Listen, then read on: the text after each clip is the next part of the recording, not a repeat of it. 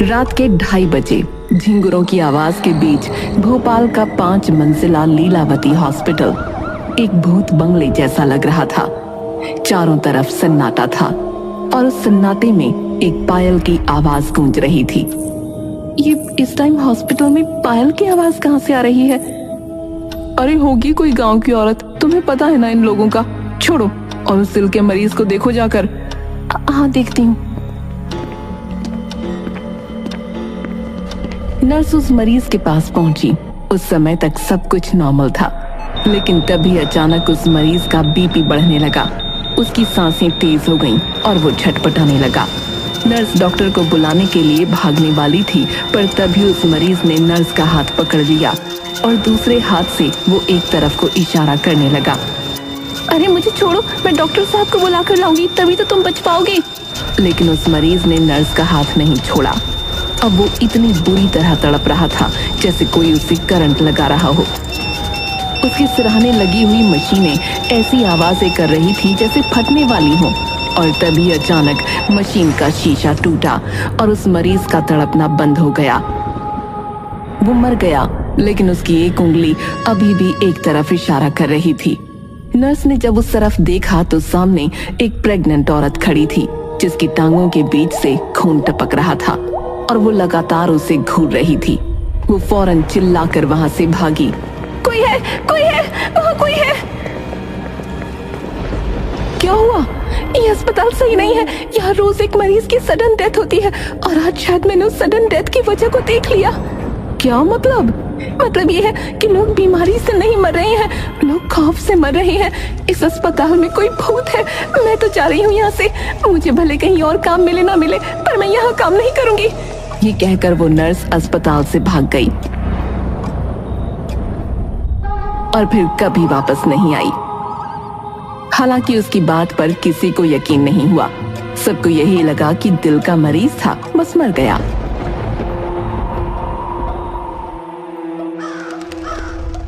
दो दिन बाद उस अस्पताल में 2 इंटर्न आए, प्रेम और राहुल। नर्स उन्हें डॉक्टर प्रकाश के पास ले गई। ये है हमारे senior doctor Prakash. Hello sir. Hello sir. Hello. और इस अस्पताल के हेड डॉक्टर और मालिक डॉक्टर महेश मुंबई में रहते हैं। बहुत बड़े आदमी हैं। यहाँ आने का उनके पास अब वक्त नहीं है, पर उनका नाम तुम्हें पता होना चाहिए। डॉक्टर प्रकाश ने उन्हें जरूरी जानकारी दी और कुछ इंस्ट्रक्शन देकर अपने काम में लग गए।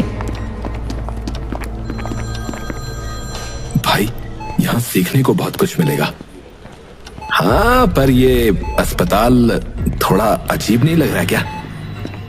तभी वार्ड बॉय उनके पास आया और बोला, ऐसा देखो, रात की ड्यूटी तुम दोनों को करनी होगी। रात? हमें तो लगा सीनियर नर्स या कोई और होगा। एक नर्स थी, पर वो छोड़कर चली गई। अब मैं अकेला तो नहीं रहूंगा ना। दोनों ने मना करना चाहा, पर मजबूरन मान गए।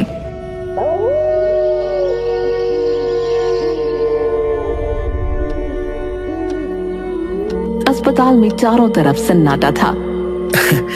यार, ये जगह तो सच में हॉरर फिल्म का सेट लगती है नहीं? यार बस रात बीत जाए, कल से दिन की शिफ्ट ले लेंगे। इंटर्न्स को डे शिफ्ट नहीं मिलती यार, भूल जा। एक मरीज को ऑक्सीजन की जरूरत है भैया, 4थी मंजिल से सिलेंडर लाना होगा। अब तू जा प्रेम, मैं यहाँ देख लूंगा। प्रेम 4थी मंजिल की तरफ बढ़ा।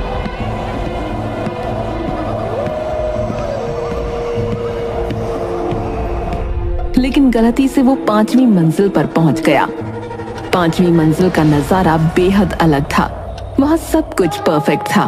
साफ सफाई ऐसी कि बाकी मंजिलें उसके सामने फीकी लगती थीं। लेकिन अजीब बात ये थी कि वहां कोई भी नहीं था। इतना बढ़िया फ्लोर और यहाँ कोई भी नहीं। तभी उसे रोने की धीमी आवाज सुनाई दी। ये आवाज, यहाँ कौन रो रहा है? लगता है नीचे वाले फ्लोर से आ रही है। वो थोड़ा आगे बढ़ा तो आवाज और तेज हो गई। डरते डरते उसने सिलेंडर उठाया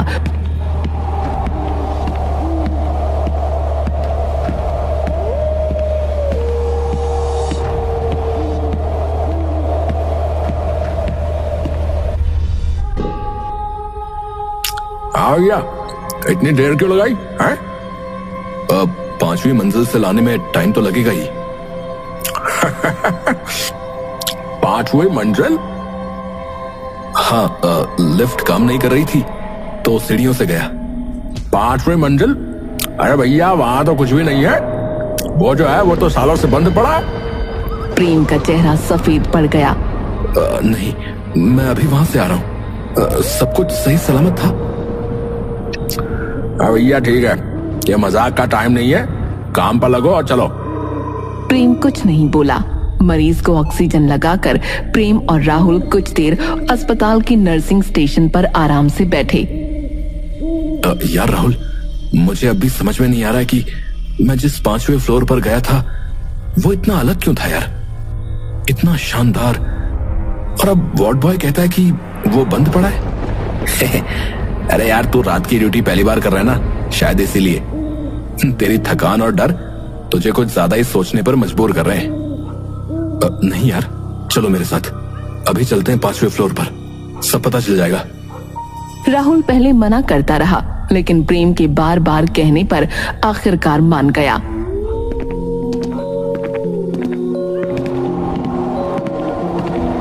वो जैसे ही 5वें फ्लोर पर पहुंचे, दोनों हैरान रह गए। वहां सब कुछ धूल और जालों से ढका था। फर्श पर मिट्टी की मोटी परत जमी थी, दीवारों का रंग उड़ चुका था।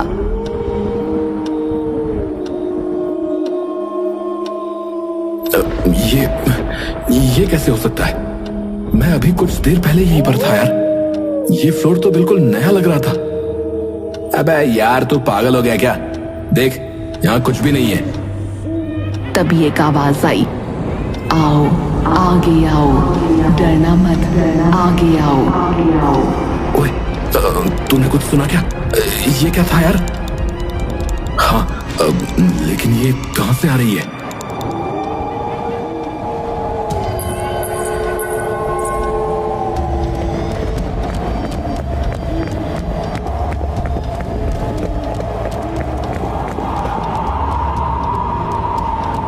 बचाओ, मुझे बचाओ।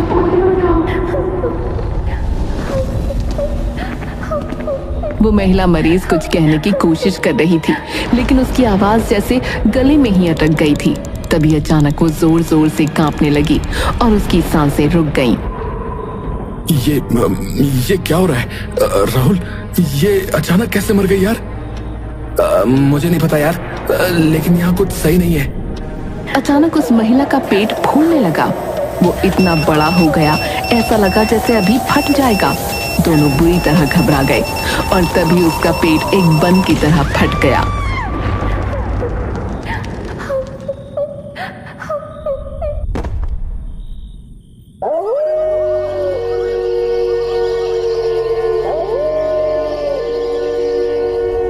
लेकिन अगले ही पल सब कुछ फिर से नॉर्मल हो गया। ये सब क्या था? ये हमें भ्रम हो रहा है क्या? उन्होंने तुरंत वार्ड बॉय को बुलाकर मरीज की मौत के बारे में बताया, जिसने डॉक्टर प्रकाश को जानकारी दी।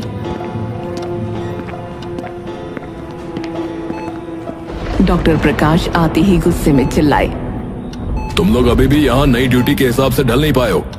ये सब तुम्हारी थकान और डर का नतीजा है। लेकिन सर, 5वें फ्लोर पर। 5वां फ्लोर? वो 5 साल से बंद पड़ा है, वहां कोई नहीं जाता। वो तब से बंद है जब एक गर्भवती महिला की वहां मौत हुई थी। अब दोबारा वहां मत जाना, समझे? प्रेम और राहुल ने सिर झुकाकर माफी मांगी और वहां से चले गए।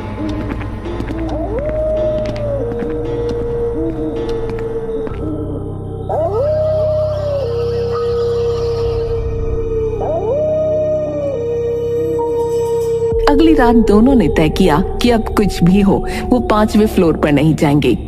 लेकिन रात के सन्नाटे में एक मरीज जिसे चलने में परेशानी थी, अचानक बिस्तर से उठकर चलने लगा। राहुल, ये मरीज, ये तो चल ही नहीं सकता था ना? मरीज तेजी से दौड़ने लगा। उसकी चाल इतनी डरावनी थी कि दोनों सहम गए। लेकिन वो भागता गया। अचानक वो मुड़ा और उसकी शक्ल डरावनी हो गई। वो वापस आकर अपने बिस्तर पर गिर पड़ा। दोनों दौड़कर उसके पास पहुंचे, लेकिन वो मर चुका था। तभी अचानक उसने दोनों का गला पकड़ लिया। बचाओ बचाओ बचाओ बचाओ बचाओ। वार्ड बॉय दौड़ कर आया, लेकिन वहां सब कुछ सामान्य था। मरीज अब शांत था, लेकिन हमेशा के लिए। प्रेम और राहुल ने उस मरीज की मौत की जानकारी डॉक्टर प्रकाश को दी। इस अस्पताल में सडन डेथ आम बात है। राहुल और प्रेम को डॉक्टर का ये जवाब अजीब लगा। राहुल ने गुस्से में कहा, ऐसा है, मैं ऐसे अजीब अस्पताल में और काम नहीं कर सकता जहां मरीज ऐसे मरते हैं और कोई परवाह नहीं करता। वहां काम करना नामुमकिन है। राहुल ने नौकरी छोड़ दी और वहां से चला गया, लेकिन प्रेम रुक गया। राहुल जा सकता है, लेकिन मैं यहां से ऐसे नहीं जाऊंगा। मुझे ये पता लगाना है कि इस अस्पताल में आखिर चल क्या रहा है। अगली रात प्रेम अकेला नर्सिंग स्टेशन पर बैठा था। तभी एक गर्भवती महिला उसके पास आई। मुझे मदद चाहिए, प्लीज हेल्प मी। प्रेम ने उसे लेटाया और तुरंत डॉक्टर प्रकाश और नर्स को बुलाया। जब वो आए तो वहां कोई महिला नहीं थी। क्या तमाशा है ये? तुम्हें लगता है कि हम खाली बैठे हैं? यहाँ मरीजों की जान बचाने का काम होता है और तुम हमें बेवजह परेशान कर रहे हो। सुधर जाओ वरना नौकरी छोड़ दो। प्रेम ने कुछ नहीं कहा। डॉक्टर और नर्स के जाने के बाद वो वहीं बैठा रहा, लेकिन उसका दिल बेतहाशा धड़क रहा था। तभी उसे आवाजें सुनाई देने लगीं। 5वें फ्लोर पर आओ, मुझे बचाओ प्लीज। प्रेम घबराया, लेकिन आवाजों के पीछे पीछे चल पड़ा। सीढ़ियां चढ़ते हुए उसके पसीने छूट रहे थे।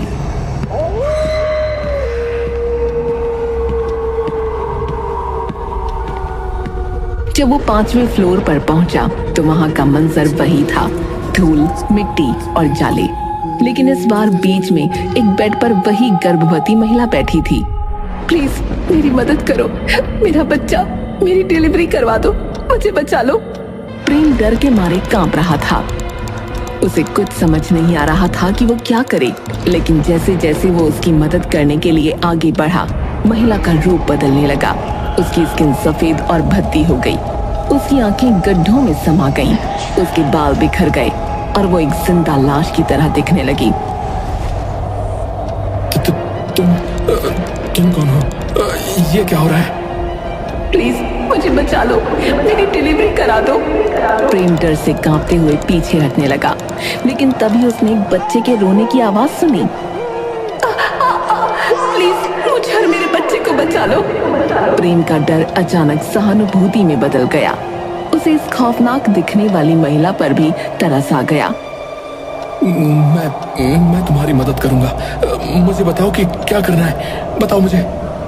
महिला ने हैरानी से प्रेम की ओर देखा और उसका रूप फिर से पहले जैसा हो गया।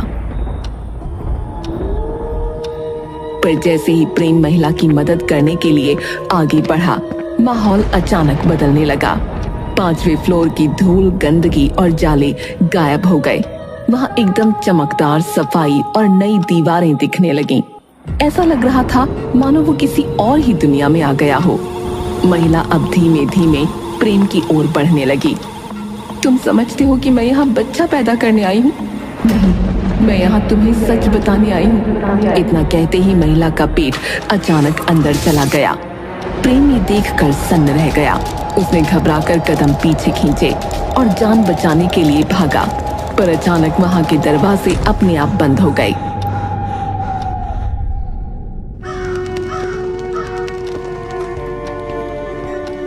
डरा हुआ प्रेम अगली सुबह अस्पताल के हेड डॉक्टर महेश को कॉल करता है।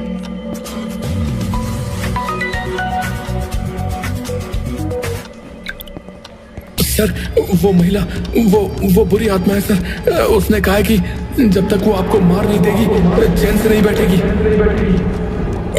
क्या बकवास कर रहे हो? ये कैसा मजाक है? सर प्लीज मेरी बात मानिए। वो आत्मा सबको मार रही है। हमें किसी तांत्रिक या पंडित को बुलाना होगा। मेरे पास एक आइडिया है। वो आपको देखकर बेकाबू हो जाएगी और तब तांत्रिक उसे कैद कर लेगा। डॉक्टर महेश ने बड़ी मुश्किल से प्रेम की बात मान ली।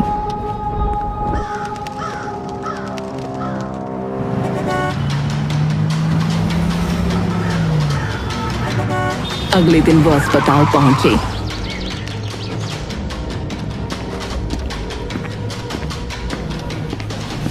अस्पताल पूरी तरह खाली था। वहां कोई मरीज, नर्स या अन्य स्टाफ नहीं था। प्रेम, ये क्या मजाक है भाई?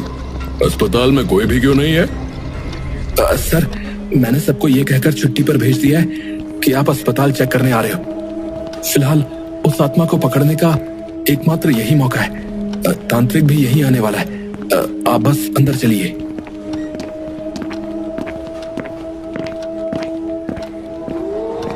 डॉक्टर महेश अंदर जाने को तैयार नहीं थे, लेकिन प्रेम ने उन्हें धक्का देकर दरवाजा बाहर से बंद कर लिया। अस्पताल में एक सन्नाटा था। अचानक वही महिला डॉक्टर महेश के सामने प्रकट हुई। याद है तुझे? तूने मुझे मारा था, मुझे और मेरे बच्चे को, सिर्फ इसलिए क्योंकि मैंने तुझसे अपना हक मांगा था। तुम कौन हो तुम भाई? मैं तुम्हें नहीं जानता। झूठ मत बोलो, मैं रंगीली हूँ, तुम्हारे बच्चे की माँ। जब मैंने अपने अधिकार मांगे तो तुमने मुझे चेकअप के बहाने 5वें फ्लोर पर ले जाकर मार दिया और मेरी मौत को सडन डेथ का नाम देकर भाग गए। डॉक्टर महेश कांपने लगे। महिला का चेहरा बिगड़ने लगा। उसकी आंखें गड्ढों में धंस गईं और उसके होठों से खून टपकने लगा। उसने डॉक्टर को उठाकर दीवार से पटका। उसी समय प्रेम ने दरवाजा खोल दिया और अंदर आया। रंगीली ने मुझे सब कुछ बता दिया है। अब तुम्हारा पर्दाफाश होगा। या तो तुम अपना जुर्म इंटरनेट पर लाइव कबूल करो, या फिर वो तुम्हें और तड़पाएगी। डॉक्टर महेश ने दर्द से कराहते हुए मोबाइल निकाला और लाइव वीडियो शुरू किया।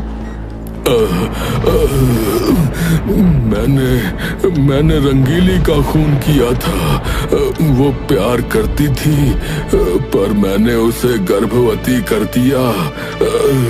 और जब उसने मुझसे शादी और अपने अधिकारों की मांग की, तो मैंने उसे 5वें फ्लोर पर मार डाला। महेश, ये तुम क्या कर रहे हो? मैं प्रेग्नेंट हूँ, मेरे पेट में तुम्हारा बच्चा है। अरे भाड़ में जा तू और तेरा बच्चा है? नहीं नहीं, प्लीज ऐसा मत करो। तुम्हें इस बच्चे को अपना नाम नहीं देना मत दो, पर प्लीज मारो मत। मेरे माथे पर तुझे बेवकूफ लिखा दिख रहा है क्या? है जो मैं तुझे जिंदा छोड़ूंगा? तू पहली नहीं है। तो जैसे जाने कितने मरीजों और नर्सों का मैंने मुंह बंद कराया, समझी?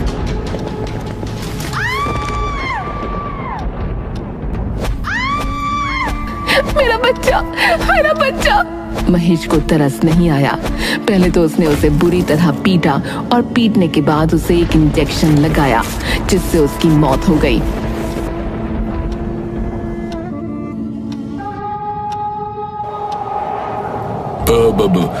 रंगीली को मारने के बाद मैंने उसकी बॉडी पार्ट्स को ब्लैक मार्केट में बेच दिया, और ऐसा मैंने कई औरतों के साथ किया है। डॉक्टर के रूप में हैवान है तू, हैवान। अब तेरा अंत होगा महेश। ये कहते ही उसने डॉक्टर महेश का गला पकड़ा और उसे इंटरनेट पर लाइव ही मार डाला। डॉक्टर की चीखें कमरे में गूंजने लगीं। अब मुझे मुक्ति मिल गई। शुक्रिया प्रेम। प्रेम ने धीरे धीरे महिला को गायब होते देखा। माहौल में एक सन्नाटा छा गया। प्रेम ने गहरी सांस ली और अस्पताल से बाहर आ गया।